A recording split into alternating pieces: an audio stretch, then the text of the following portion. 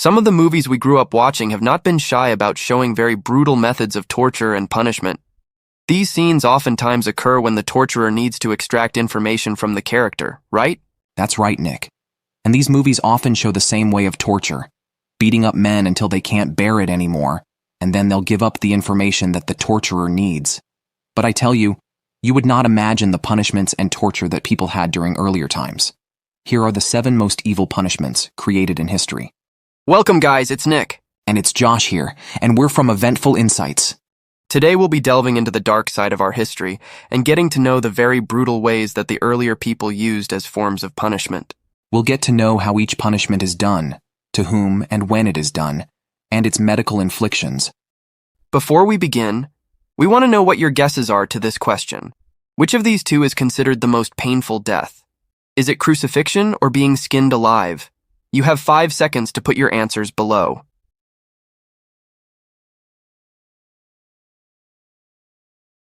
And time's up. Well, for me, I think being skinned alive hurts more than crucifixion, Nick. Just a burn on my skin hurts for me. I can't imagine the pain of having my skin removed from me. Well then, let's see if you and the rest of our viewers have the correct answer. Watch until the end to find out. All right then, let's begin. Number 1, poena culae. The term poena culae, derived from Latin, can be loosely interpreted as the penalty of the sack. This form of punishment was specifically reserved for parricide, which refers to the act of killing one's own parents. According to historical accounts, it typically entailed sewing the accused individual into a leather sack alongside various ferocious animals, including a chicken, a snake, a primate, and a dog, before throwing them into a river. The final moments of the condemned person in this procedure, whether caused by a snake's bite, the strength of a chimpanzee, or drowning suffocation, were guaranteed to be an extremely unpleasant experience. According to historian Florik Egmond, the punishment was most popular during the 15th, 16th, and early 17th centuries. However, it was known in different regions like German-speaking countries, the Netherlands, France, Spain, and Italy from 1200 CE until around the mid-18th century. Egmont notes that the last known instance of this punishment being carried out was in Germany in the early 1700s. Can you imagine being trapped in a sack with not just 1 but 4 deadly animals? Brutal, right? But some may find it an appropriate punishment for such a grave sin, Nick. Now that's a penny for your thoughts.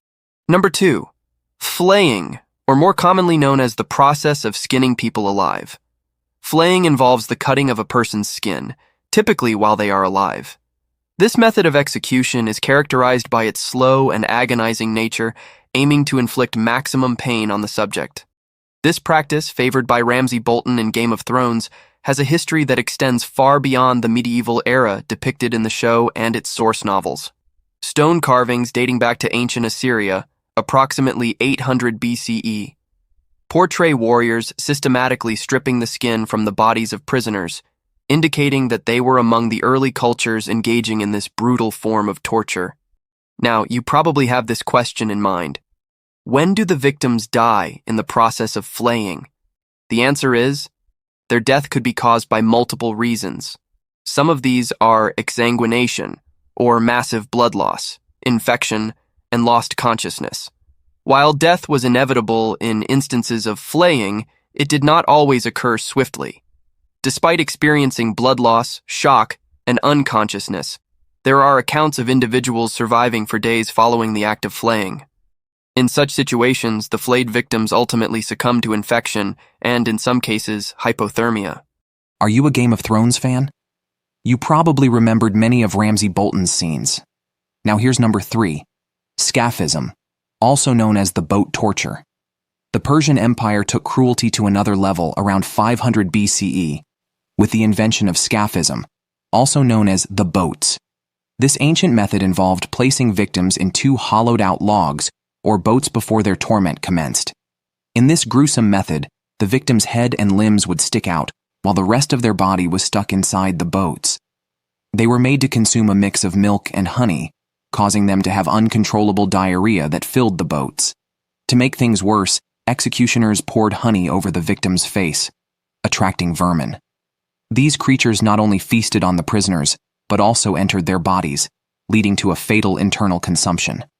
As if things weren't bad enough, it's said that executioners would pour even more milk and honey onto the prisoners' sensitive areas like their genitals and anuses. This attracted small insects that fed on these areas, causing infections with bacteria. The infected wounds would start oozing pus, and maggots would appear, breeding inside the body and bringing more diseases. Philosopher Plutarch witnessed scaphism used as punishment for Mithridates, a soldier who killed Cyrus the Younger. Mithridates boasted about the act at a banquet, breaking a promise. King Artaxerxes II sentenced him to a slow death by scaphism, and Mithridates endured the torture for 17 days before dying. Were those punishments the cruelest things you've ever heard? Now, why don't we take a short break and have a little quiz about what we've been learning so far? The question is, which animal is not mentioned to be included in the deadly animals that were put inside the sack in Poena Kule? Is it A, a primate, B, a dog, or C, a koala? We'll give you 5 seconds to put your answer in the comments below.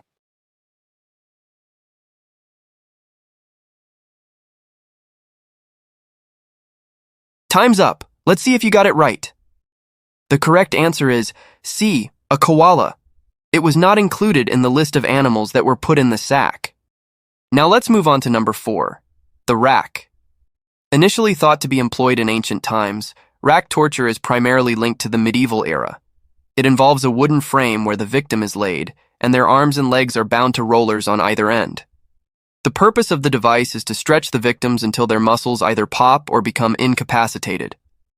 So, how does the rack exactly work?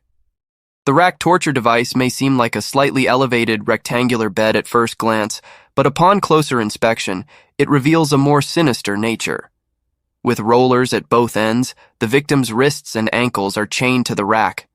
Once secured, the victim's body is slowly stretched, exerting intense pressure on the shoulders, arms, legs, back, and hips.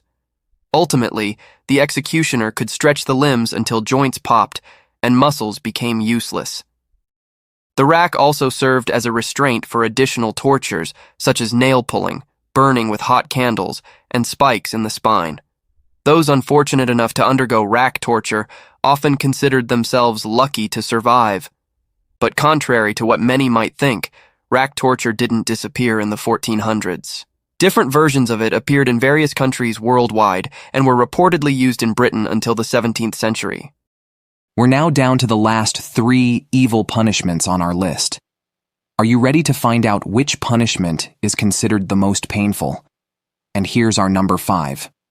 Crucifixion. I bet some of you already saw this coming, especially with this form of punishment being highly associated with a religious belief. Crucifixion, a painful method of execution, is often associated with the past rather than today's time. The term comes from Latin words crucifixio and crucifixus, meaning to fix to a cross. Typically, Roman crucifixion was a punishment reserved for the lowest members of society, like slaves, peasants, and criminals, but it was seldom used on Roman citizens. One infamous instance occurred in 71 BC, when 6,000 followers of the rebel slave leader Spartacus were crucified along the Via Appia, the road leading south from Rome. Fast forward a couple of generations to the most well-known crucifixion in history. On the original Good Friday in 30 or 33 AD, Jesus was crucified between 2 thieves. The Romans often subjected their victims to beatings and injuries before crucifying them. They used a whip with 3 leather tails embedded with metal balls and bits of bone to create deep wounds on the person's shoulders and back. These wounds went through the muscle and could harm internal organs. Many victims didn't survive this brutal treatment, sparing them from the actual crucifixion.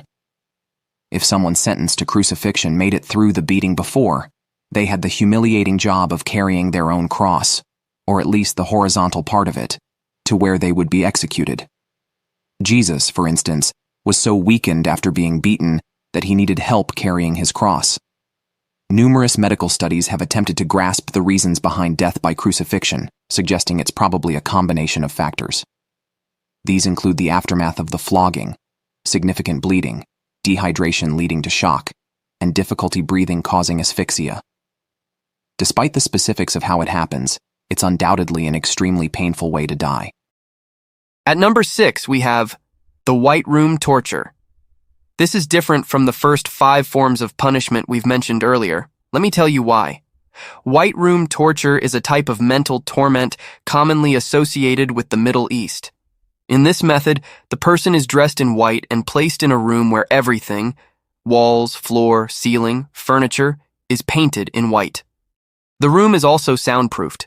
The victim is given only white food, like rice, on a white plate and drinks, such as milk, in a white cup.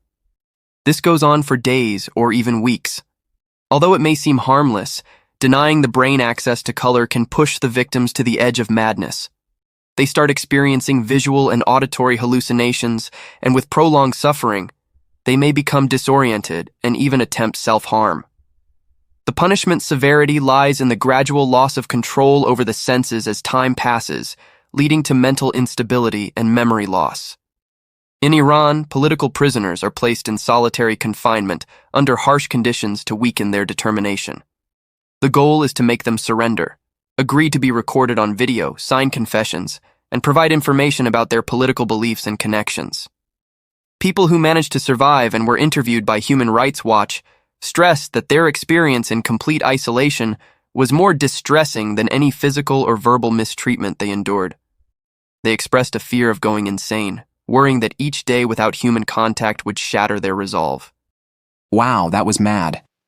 Now we are down to the last punishment on our list: death by impalement. Impaling is an extremely brutal method of torture and death, where a wooden or metal pole is inserted through the body, either from front to back or vertically through the rectum or vagina. The exit point could be near the victim's neck, shoulders, or mouth. Sometimes the pole was rounded instead of sharp to prevent internal organ damage and extend the victim's agony. The pole would then be raised vertically, showcasing the victim's torment, and it could take hours or even days for the impaled person to die. Vlad the Impaler, who ruled over Wallachia, now Romania, in the 1400s, was a known strong supporter of impalement. His intense desire to skewer his enemies even inspired the creation of the legendary character, Count Dracula. Surprisingly, the earliest accounts of this torture method date back to 1772 BC in Babylon. King Hammurabi ordered the execution of a woman using this method for killing her husband. Strikingly, this mostly medieval form of execution persisted until the 20th century, with the Ottoman government employing it during the Armenian genocide. And that is the 7 most evil punishments created in history. Now, which of these is considered the most painful death? In fact, there is no absolute answer to that question. Each punishment was considered to be a slow, painful, and horrifying way of dying in its own distinct manner. But which would you consider the most painful among the 7 punishments? Tell us what you think in the comments below. And if you liked watching this video, give us a thumbs up, click the subscribe button, and turn on the notification bell to keep watching more of our videos like this. Thanks for watching.